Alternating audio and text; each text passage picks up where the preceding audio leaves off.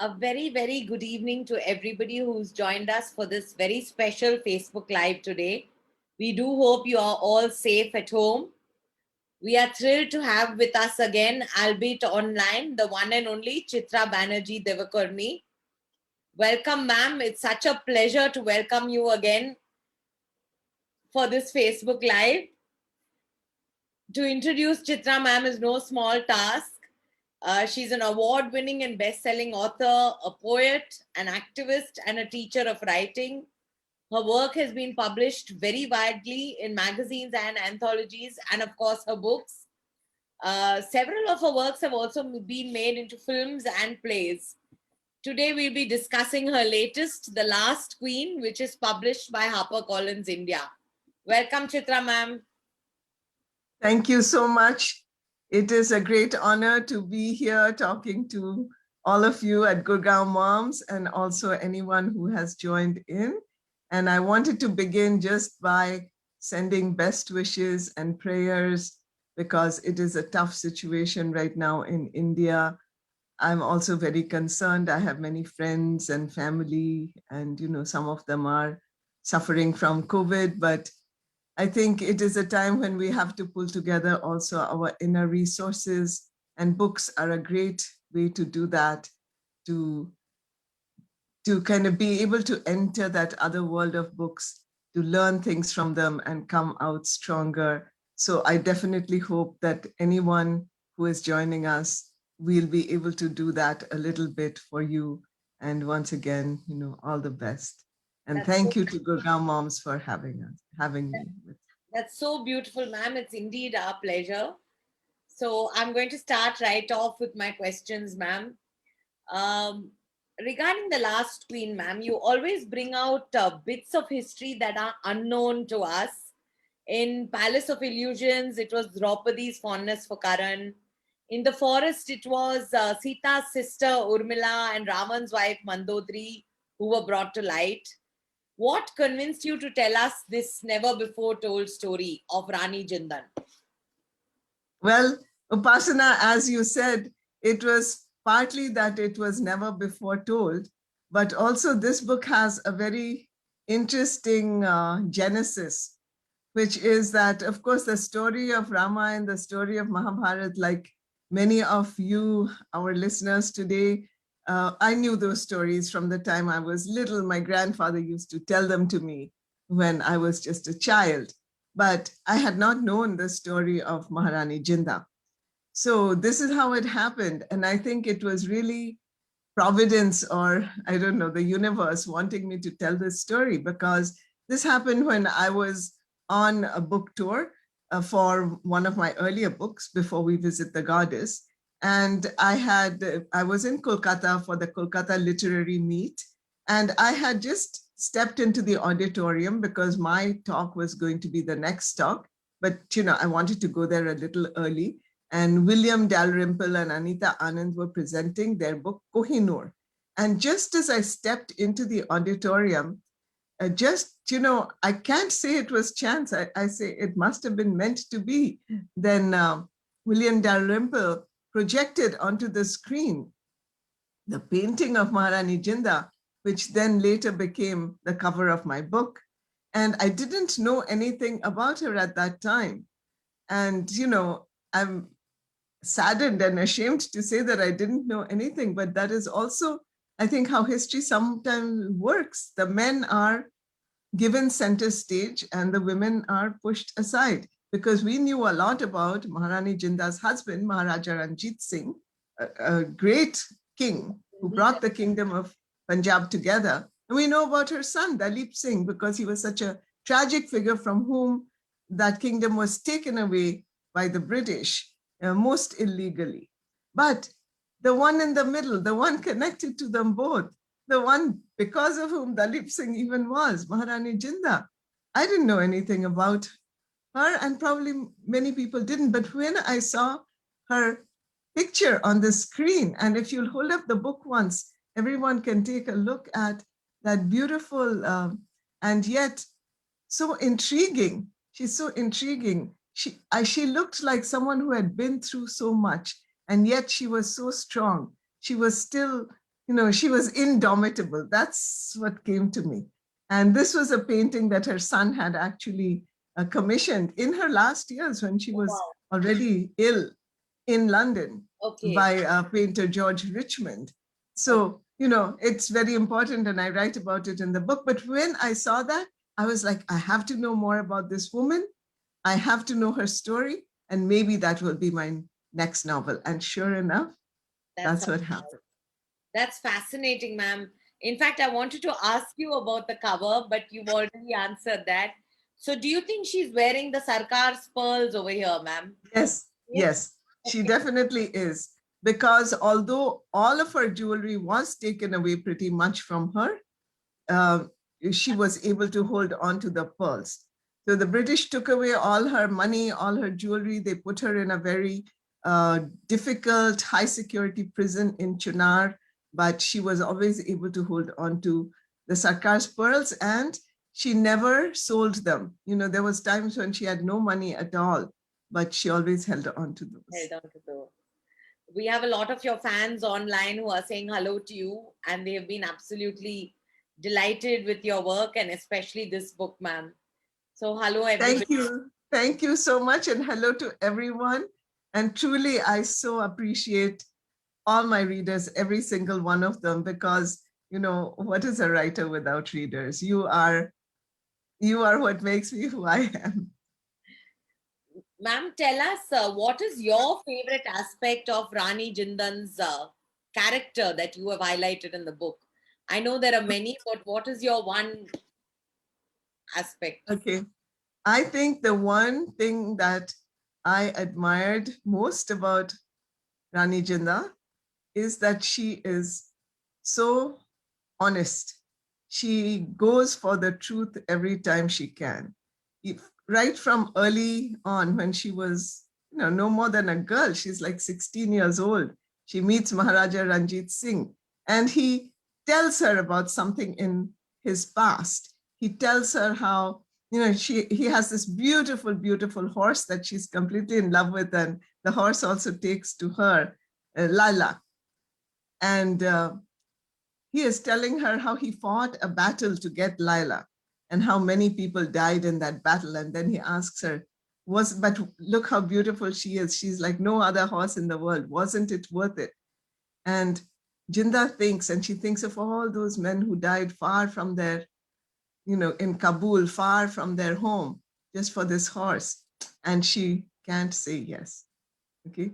So she is honest right from the beginning, even if she thinks it's going to be harmful for her. And at the very end of her life, when she sees that Dalip has been, culturally colonized by the British, and he was taken away by them when he was 9 years old. And he has just become like a British person in a brown-skinned British person. He has forgotten his entire I heritage. think He that's has the best no, way to describe the way he was, ma'am, the way you described him. yeah, and that is, part of the harm that the British did to Indians. They made them lose their pride in their heritage and in themselves. And he has completely forgotten that he is the son of Maharaja Ranjit Singh. And what does that mean? He is kowtowing to Queen Victoria all the time. He's hero worshiping her. He doesn't even understand what the British did to him. And so Maharani Jinda has a very difficult choice in front of her, and she thinks about it. She's like, shall I just let him live his life the way he's living? Because at least he's happy. He runs around with the British, he has shooting parties, whatnot. But he's wasting his life, and he doesn't know. And he's been converted into Christianity. And she's like, no, I will tell him who he is. And that is, the toughest and most truthful thing she does at the end of her life. As a result of which, after her death, uh, Maharaja Dalip Singh will rebel against the British, and he will rebel against them all his life. And he will also become a Sikh again. So, the fact that she goes for truth all the time, no matter how difficult, I was so admiring of her. I was like, I want to be more like that myself. That's lovely, ma'am. Ma'am, as you know, our book club members really love you. And I have Malika joining us from Bombay now. And she had sent us a question about you. So we'll just have Malika come in and ask you her question. And then I have some questions from the audience as well. So we will continue with that. Malika, do ask ma'am your question. Yeah, sure. Hi, Chitaji, an absolute honor to actually be speaking to you. So I have this just a little thing that I was wondering when I read the book. Putting Jinda in Sarkar's way had been a very calculated move on her father's part, but you've managed to paint her in a very innocent, blameless manner. Now, at no point do you think that she's putting herself forward. Is that what your research showed you, or is that your own personal slant you've given the character? No, definitely that part is in the research, because in the research we find out that the father is the one who approaches the king, and he keeps telling the king, take this girl off my hands, take this girl off my hands. She's so beautiful, just take her. I think he doesn't even think that Maharaja Ranjit Singh is going to marry Jinda. Yeah. He just thinks that, if she becomes a concubine, it'll be good for the family. She can get some money, she can get some jewelry, she can pass them on to the family. So it's definitely him. And since she is not involved in that, I wanted to show that she is. I mean, they do fall in love. And Maharaja Ranjit Singh falls in love with her so much and respects her so much that he's not just going to make her a concubine. He is going to give her the respect of marrying her, and then later he will say, I love you so much, you will be my last queen, my final queen. I don't want anyone after you. This, I thought that was such a lovely love story. And, Maharaja Ranjit Singh was a very smart man. So he would have seen through it. If she had been mercenary in any way, if she had been coming to him only with a desire for money, he would have seen through it. So I put all these facts together to show how Jinda really falls in love with him. And she's so intelligent and truthful that he in turn falls in love with her. It's beautifully done, ma'am. Thank you. Thank you so much, Malika. Ma'am, I have Minakshi Sharma online, and she wants to know, was it a challenge to visualize Punjab and the typical culture of this region? Great question. Yes, it was very difficult. It was made more difficult because this was the pandemic. I couldn't travel anywhere to see any places as they really were. I had really wanted to go. Lahore Fort was, of course, in Pakistan, which I had doubted that I could get to. But certainly, I wanted to get to Chunar Fort. I wanted to where she was imprisoned for a long time, and I wanted to get to Spencer's Hotel in Kolkata, where she met up with her son Dalip Singh after a long 14 years of being separated. So I couldn't go to any of those places. All I had were photographs, current ones, but also old ones that I researched on the internet. And I have to say, thank God for the internet. Otherwise, I couldn't have written this book, because although I got all my books ahead of time, but once the lockdown started, the only thing I had available was the internet maps, paintings, diaries of people from that time. All were available to me through the internet. So that is how I visualized. And then whatever I did not get to see, then I imagined those spaces. Because if I had an overall picture of Lahore Killa, then I could imagine some of the others. I had photos of Maharani Jinda's Haveli that Maharaja Ranjit Singh built for her. So I had a picture of it outside. So then I could imagine the inside of it. So it was a mixture of what was available to me and then the imagination. Because it's so rich in history, ma'am, the book. So you've really done your research. That is for sure. So, Chitra ma'am, in the book you say, fame, it's a drug more potent than opium. So I want to ask you, ma'am, and I use this word only in the contest. in this context, drugged by fame. How do you remain so down to earth and approachable? Well, Upasana, thank you for that compliment. You know, I think early in my writing career, I recognized something, which is I'm blessed to be the instrument through which these books come into the world. And it would be very wrong of me to say I write the books. You know, inspiration comes. Yes, the hard work is there, but without that inspiration, without the universe putting things together. And I told you that story of how I came across Maharani Jinda's painting and therefore her character. You know, without the universe putting those things together, you know, without the universe just giving me the inspiration and the talent, how could I write anything? So I'm very humble, truly. I feel very thankful that I'm just the instrument through which these books come into the world.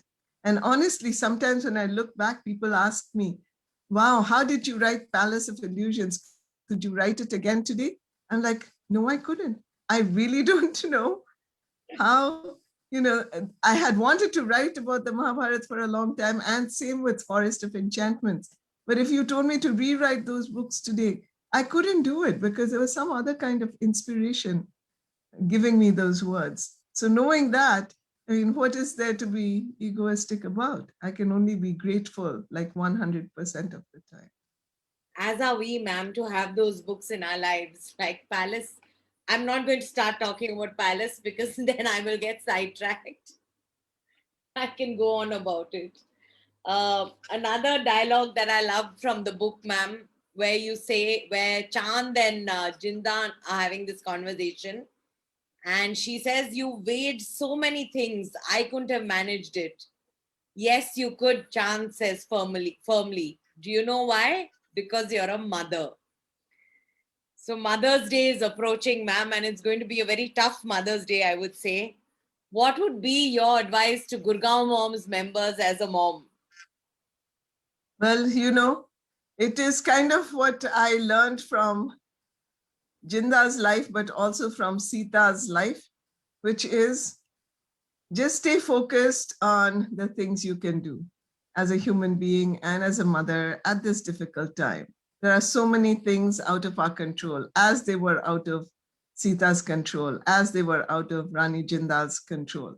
But both of these women, and Draupadi also in Palace of Illusions, and you know, they all rose to the occasion. They had very clear sight. What am I able to do and what am I not able to do? They didn't waste time on saying, oh, why can't I do this? Oh, you know, how tough is my life? They never wasted energy on that, you know, beyond a moment of human sorrow. They never wasted. They always went for, what can I do? And a lot of that, especially in the case of Jinda as well as Sita, was how to bring up their children. Their lives were so, you know, their lives were so dedicated to their children that it is a good role model for us to have as Mother's Day is coming up. Again, they were not superhuman women. I hope I have shown them in their very human way, in their very human way with their flaws. But they were great mothers and they can be inspirations to us. That's wonderful, ma'am. Thank you so much. Minakshi says that thank you for taking my question. And she says her great grandfather was a courtier of Raja Ranjit Singh. So Wow. it's really special to her. That's so wonderful. I hope in The Last Queen, I have been able to create a feeling for the court of Maharaja Ranjit Singh. You know, he was truly a great visionary leader. And one of the things I love about him, and he taught many things to Jinda because, you know, not only was she young and she liked hanging out with him, but she was very open. She was very intelligent and open, and she was very interested in the whole idea of the kingdom of Punjab and what would make it a greater kingdom. And one of the things he taught her is to make no distinction between Hindus and Muslims and Sikhs. He said, you know, whoever loves Punjab, whoever has the ability, you reward that. And until the end of her life, she really tried to do that. That's lovely, ma'am. I have a question from Nikita Sampath. She says, did you find yourself in a situation where you kind of became Maharani Jindan in the sense of internalizing her feelings to such an extent that you had to take a break at any point? You know, that's a great question. And really, I have to do that with all of my characters. At a certain point in writing, when the research is done and the writing is beginning, I have to put myself inside them. I have to kind of try and see things through their eyes and feel things with their hearts. Because otherwise, at least for me, every writer is different. Otherwise, I feel they can't come to life. I can't bring them to life if I'm not willing to feel their joys and their sorrows and their pain. So yes, I remember there are parts when I was writing this book and really I was crying because I was feeling her pain so much, especially when she's betrayed, you know, during the first Anglo-Sikh War, where she is betrayed so terribly by Raja Lal Singh, actually, who had been her lover. He was Correct. one of the main betrayers, one of the main traitors.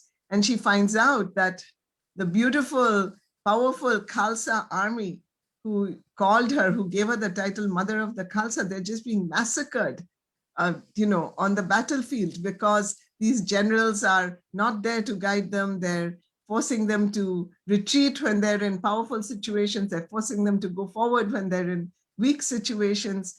And she could see how everything's being destroyed. And she had so much sorrow. She felt, you know, she felt so deeply, I don't know, guilty about that thing, that whole debacle. And I really felt that. And again, when her son is taken away from her, I just wept buckets as I was writing about how, without telling her anything, they send him on a little excursion, go see the parrots. And then as soon as he's gone, they put her in a closed carriage and take her and imprison her. You know, how must it have felt? I had to feel it in order to write it. That's always the case with my books. My family's gone used to it.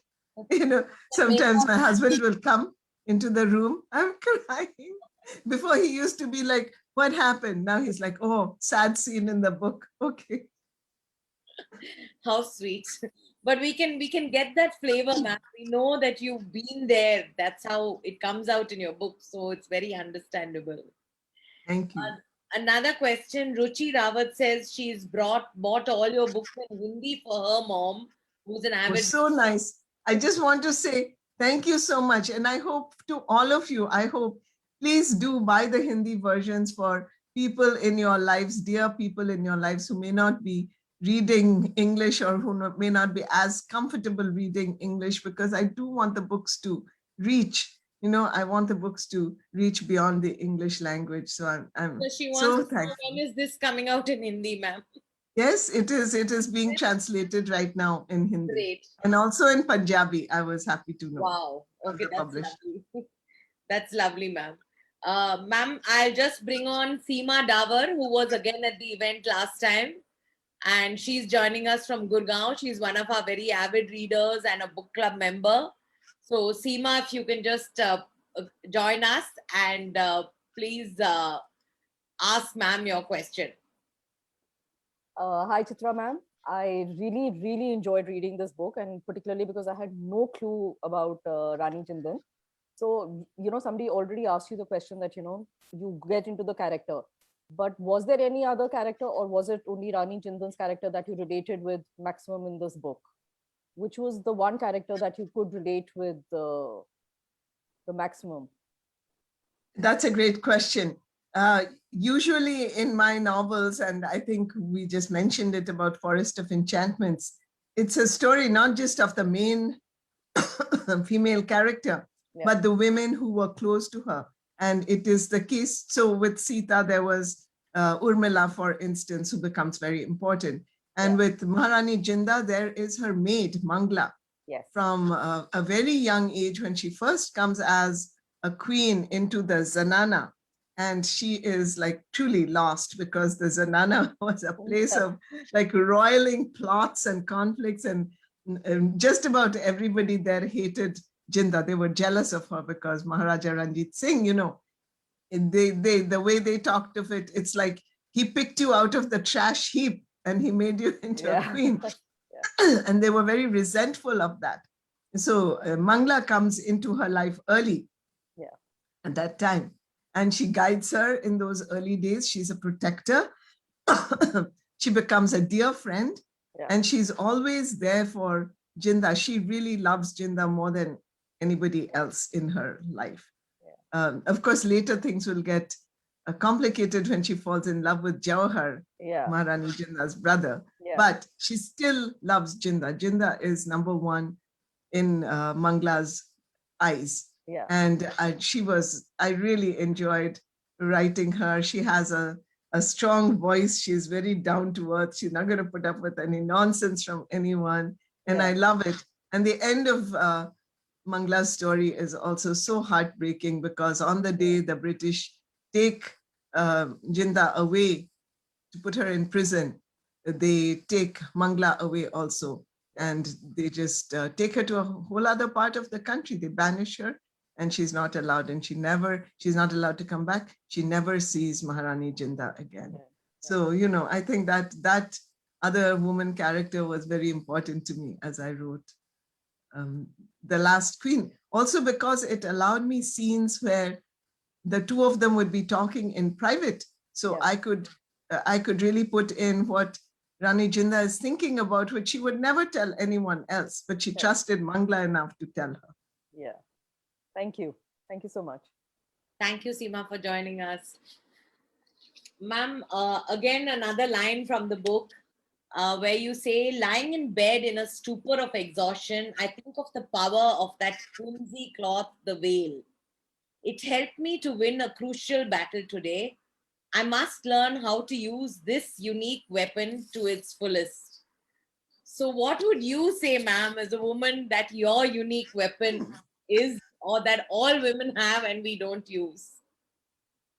Okay. Yeah, thank you. That's a great section of the book where, just before that, Maharani Jinda has done something very dramatic. She's just thrown off her veil in open court, which was not the custom of Lahore court at that time. But I think the one thing that we really often don't use is our willpower as women, and that is partly because for many of us, we were taught when we were growing up, be quiet, be mild, put up with things, don't cause waves, don't upset people around you. Yes, you might have to, not do the things you want and just go along with what, I don't know, people in the family or in the workplace want.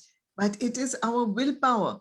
All the characters that I love, not only Draupadi, Sita, and Maharani Jinda, but even in my other stories, these women all learn to use their willpower. Not all of them are strong in will right from the beginning. Even Maharani Jinda, when you look at her as a child, yes, she is strong, but she doesn't have that full willpower. She grows it, she develops it, and that's what we can all do as women. Willpower used intelligently is, I think, something that transforms our lives. That's beautiful, ma'am. Thank you so much. That's really, really beautiful. Ma'am, I hear this novel has been optioned for a movie or a series. Please share with us who you would think would make a great Rani Jinda.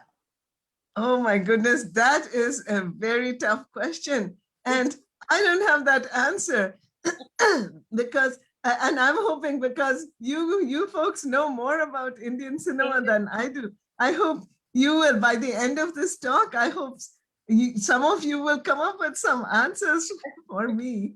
I think there should be two, definitely, ma'am. One to play the younger Rani and one to play the older Rani. Exactly. I agree. I agree. Let's see if the audience comes up with any answers. Yes, including you. You're allowed to give an answer too. But I just wanted to say I am so excited because I think this is a novel of that kind of scope that if you put it on the screen, if you visualize it, it will really make a good movie. It really will, ma'am. It really will, especially the locations and everything. It's going to be fabulous.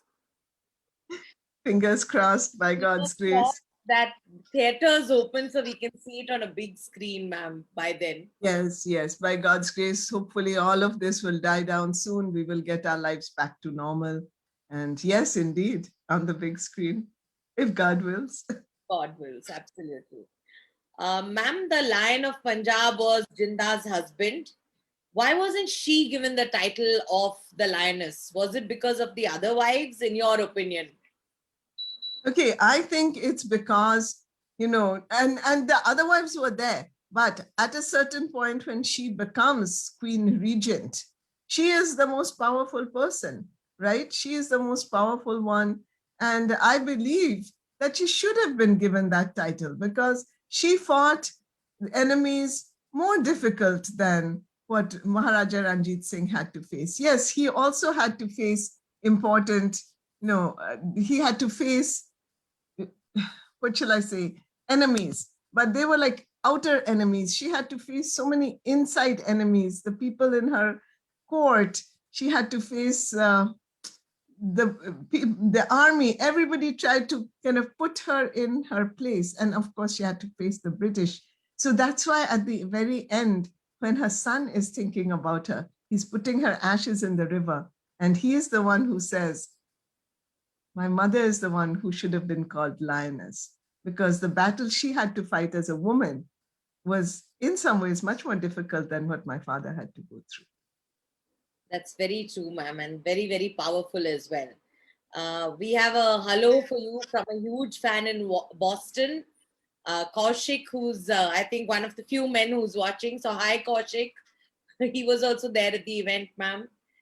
And I have my colleague Ambika, who wants to know what inspires you to write so magically every single time. And what a nice compliment. Thank you. Well, I would say that, writing is, for me, central to my life. It is one of the most important things I do. And really, my life is very simple in many ways. I don't do a lot of other stuff because I want to keep my energy and my focus always clear and strong for writing. So again, as I said before, the first and main cause is really grace of God. Honestly, I really believe that the words come. But one of the things, and I say this to my students, because as you know, I teach creative writing at the University of Houston. I say this to my students: if you want to be good as a writer, and this is probably true of anyone in any art, or if you have a career that, you're very dedicated to, you have to cut out other things from your life, right? You have to know what is essential and what is not. So I've really cut out a lot of things. I socialize minimally. I just don't get involved in a lot of drama elsewhere so that I can focus on the drama in my books. So, basically family, my job, my books, and, my prayers, those are about the only things that I'm really, really interested in. Some amount of social work, that is very important to me as well. That's wonderful, ma'am.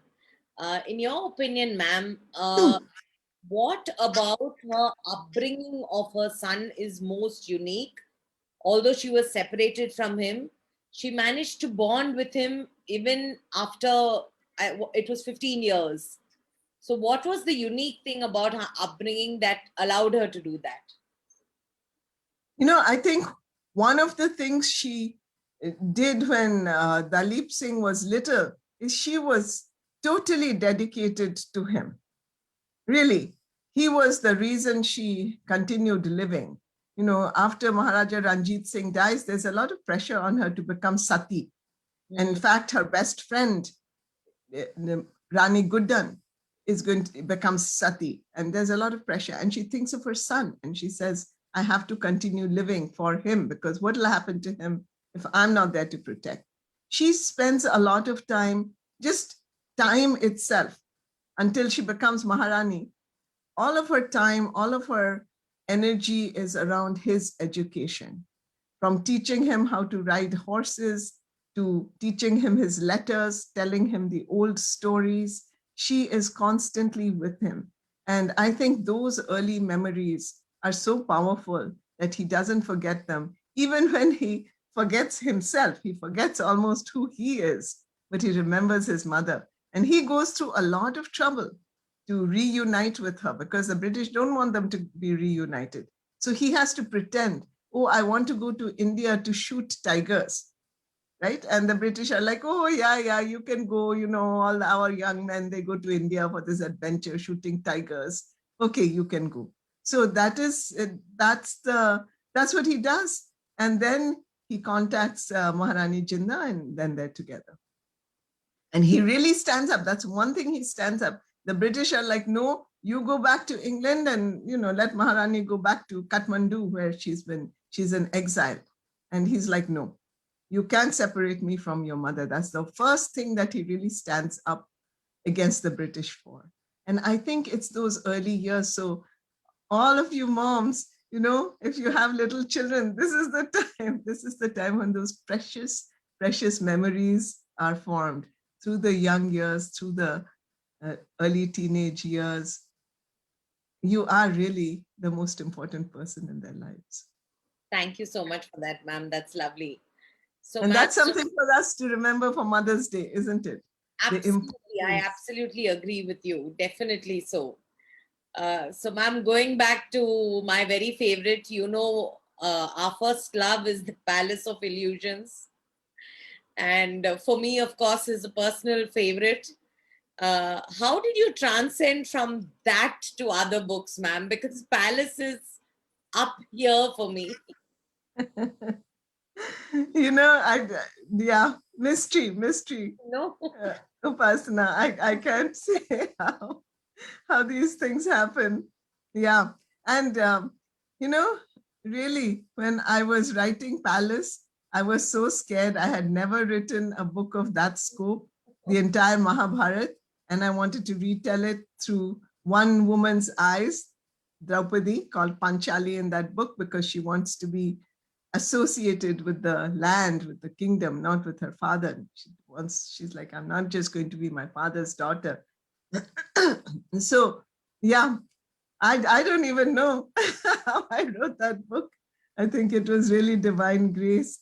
But it was a project that was really important to me because I loved mythology, and I felt I wanted to bring mythology to my readers. And I wanted to bring it from a woman's angle. Because yes, mythology remains important.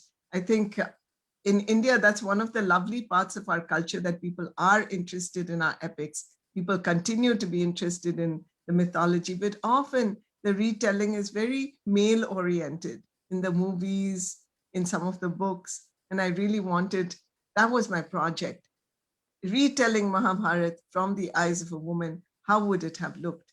How did it feel? But if you tell me, how did I do it? I don't know. It's okay, ma'am. We are just grateful we have it. So that's lovely.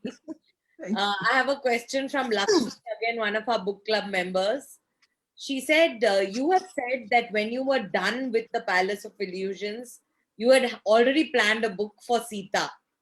Did you feel obliged to write Sita as well because you wrote about Draupadi to portray two types of strength? That as I started planning Forest of Enchantments, that became very clear to me that it was a very different kind of strength that Sita had. But actually, I had wanted to write Sita's story even before I wrote Draupadi's story. So that book, Forest of Enchantments, not in that form necessarily, but the idea for that book was always in my head. I was just too scared to write it because it's such a big topic.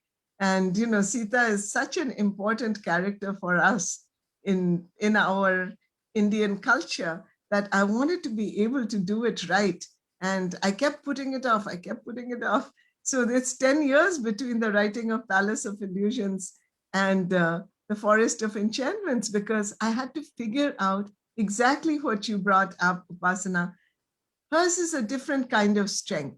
What is the quality of that strength? But as I figured it out, I saw that between Sita and Draupadi, and perhaps in a different way, Maharani Jinnah, these are all different models of female strength. We can learn from them because our situations require different kinds of strength at different times. Sometimes, like Draupadi, we have to go headlong against injustice. Sometimes, like Sita, we have to be very wise in how we stand up against injustice and when we stand up against injustice and what we see we need to do at the moment, right? So when Sita is sent to the forest, which is a terrible injustice, and she's pregnant and she knows it's not for any fault of her own, she thinks, she recognizes that she's filled with sorrow, but she thinks, okay, so this has happened. What shall I do? She does not spend any extra time in just bemoaning the fact that she's been treated unjustly. She says, I have 2 children to bring up. I'm going to focus on that. And that kind of quiet strength, I will do what I need to. I will not waste time on what should have been or would have been. I'm not going to waste my time on those things. I'm not going to call out against my injustice, call to the gods, bemoan and derail Ram and all of that. Sita's like, let me stay focused on what I can do. So strong, so strong. Beautiful. And I really wanted to show these 2 kinds of different female strength. And Maharani Jinda has her own thing also, very based on truth. I will go after truth. Absolutely, ma'am. So, ma'am, during this pandemic and what seems to be a worst state of affairs, which one of your books would you recommend readers pick up at a time like this? Well, it really depends on the reader and what they would like. So I think any of these 3 books would be very wonderful because they do something that I think helps us at all times, but especially when our current situation is so difficult and things seem so out of control. It is good to immerse oneself in the life of a woman for whom also life went out of control, right? There were things that Draupadi couldn't control. There were things that Sita couldn't control. There were certainly things that Maharani Jinda couldn't control in their lives, and they each deal with it in different ways, but they all pull upon their inner strength to deal with the outside situation. And one of my favorite moments, which I think was truly inspired in the Palace of Illusions, is when Draupadi is being disrobed, the famous scene where Vastraharan, she's been disrobed in open court. The greatest shame is going to be put upon her. And at a certain point, she recognizes, why am I letting myself get distressed with shame about this? Why should I feel ashamed? I have done nothing wrong. The others who are doing wrong to me are the ones who should feel ashamed. And I think that is such an important lesson for us at all stages of our lives. There are so many times when society does want to shame women, blame women, all kinds of things for things that were not in their control, and they want to pick up the roles. You're a bad mother, you're a bad wife, I don't know, whatever, because look at you going out into the world and neglecting these other things. People will say all kinds of things. People said terrible things about Maharani Jinda. The British had created a terrible smear campaign where they put out all kinds of lies about her character, what an evil, immoral character she was. So the world will come at us every once in a while, either with things that people do or say to make us feel guilty, and we have to look at our strength. We have to pull it out from our inner being, and it is always there. So especially now in times of the pandemic, where, when we are under stress, people turn on each other. They're like, why weren't you more careful? Why didn't you do this thing? Why didn't you plan for it? Whatever. And we have to turn inward and draw upon our inner strength. One of the things that all 3 women say is that this too shall pass. And Yes. it does. And yes, that's a very, very I think that's a good one to remember. It is indeed, ma'am. It so is. Ma'am, Shanti wants to know, According to you, can we put this novel in the category of a post-colonial novel? That is The Last Queen. Yes, I think The Last Queen is definitely a post-colonial novel from the angle that it makes us look at the colonial, quote unquote, the colonial world or colonial times. I would call it the time of, British occupation of India, because that's what it was. They just came in. I refuse to call it the British Empire because it was British occupation of India. And so I hope that through the character's eyes, I have been able to show that. I've been able to show it in that post-colonial manner where the Indians are not just pushed to the side. It's not just what the British are doing to the Indians, and the Indians have no agency. As an Indian and a woman, Rani Jinda is under a double bind, but she always chooses agency. She never says, oh, what shall I do? I mean, think of it. She was in Chunar, one of the most heavily guarded fortresses. She had no money because the British had stopped giving her the money they had promised her, her annual income that she should have been given. So no money, no friends. They didn't allow anybody to come. Only like the servants were allowed. But she didn't give up. She had so much the people had so much love for her. She had a whole spy system, and they would come in. The women would come in because the men were, how would the men even get to her? And she never gave up. She said, I will leave this British prison. I will either die or I will leave it. And she went. And, I think that is true post-colonial agency that I hope I'm showing in this novel. Yes, absolutely, ma'am. So, ma'am, food is our common ground, a universal experience. From your Insta, we see you're very fond of cooking. So, what is your signature dish, ma'am? Oh dear. Well, I have to say, I may be fond of cooking, but I'm not always a very successful cook. That's okay. Any cook is a good cook, ma'am. My poor family is often, they're my guinea pigs for new dishes. But I think I really like cooking Chinese. So I have a Chinese vegetarian stir fry. And I'm very fond of this dish because before we were married, I cooked it for my husband. And he said that really helped him fall in love with me. How sweet. I think that has remained one of my favorite dishes. My children also love it. So vegetarian stir fry with lots of vegetables and How noodles. lovely. How lovely, ma'am. What do you think would have been Maharani's signature dish, ma'am? I think Maharani's Jinda's signature dish would have been something out of her childhood.